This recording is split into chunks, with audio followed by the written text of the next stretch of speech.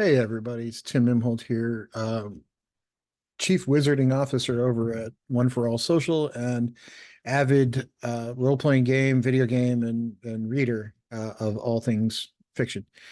One of the things that I get asked once in a while, because when you're CTO, or in my case, Chief Wizarding Officer, which there's a subtle difference between those two, although functionally not much.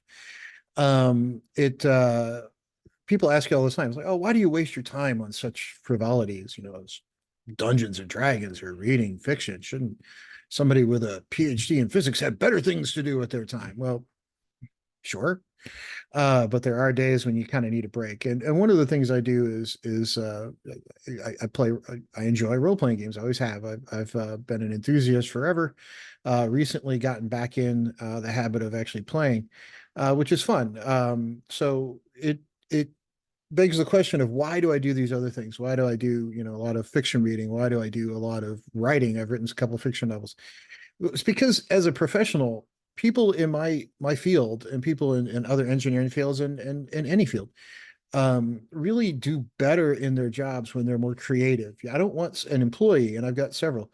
I don't want an employee who I have to sit down every morning and go, here's your list of things to do. Here's exactly what I need from you. Do one, two, three, four. I need somebody who figures that list out on their own and just anticipates it and go, right, and get it done.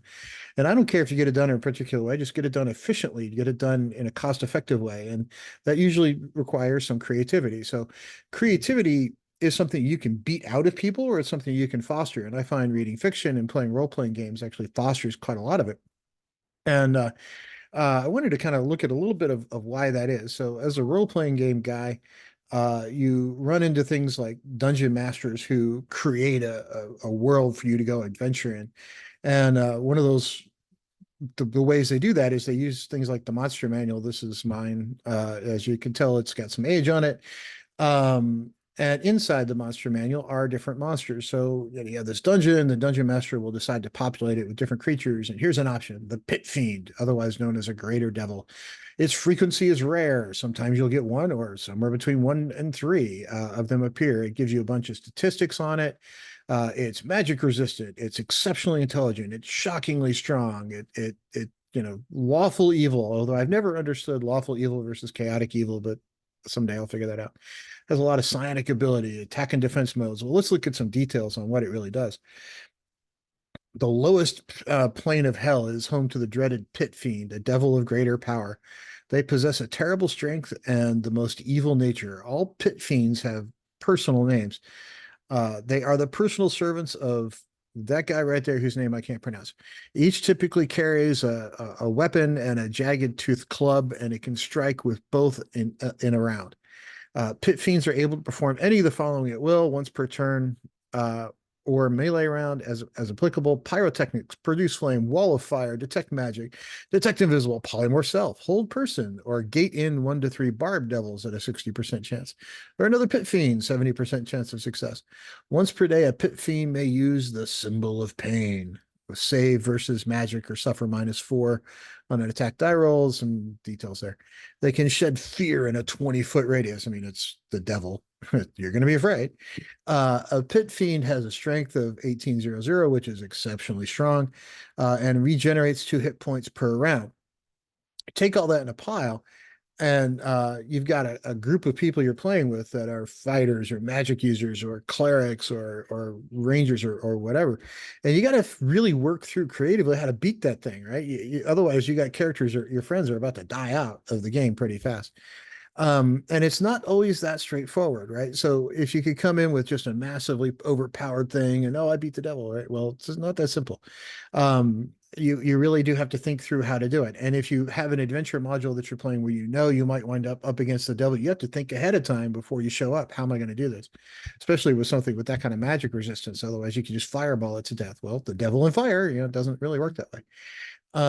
So you do have to get creative when you do these things, and that creativity, people who are creative either or have some practice at being creative, or have seen it and have emulated that behavior in other people, usually use that in their daily life as well. It doesn't go away. It doesn't only apply when you're at the gaming table.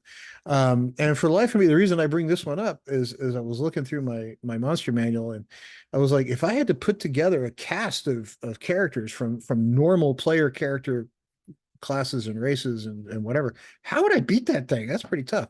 So we're going to see what happens here. I'm going to throw this out to my buddy, the Dungeon Delver, and anyone else who wants to try.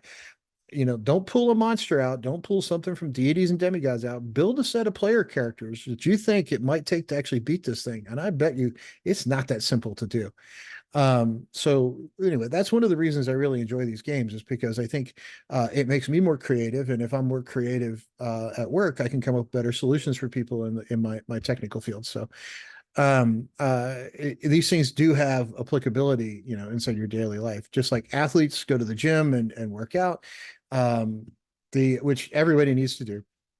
You need to exercise your brain as well. And this is one method by which you can do that. So I hope people will join us in a game. If you're looking for a game, let me know. I will help try to find you one. I've got a weekly game I play on Tuesday nights with Dungeon Delver and some other folk as the DM and some other folks. I'm going to be starting a Friday night or a Saturday night game, maybe a Sunday night game. I haven't decided which night it's going to fall on that. I'm going to Dungeon Master and probably live stream. There's always opportunities to play. And the game I'm playing is a very basic level. It's sort of entry level stuff. So if I'm going to DM something, we're going to start from scratch and build from ground zero.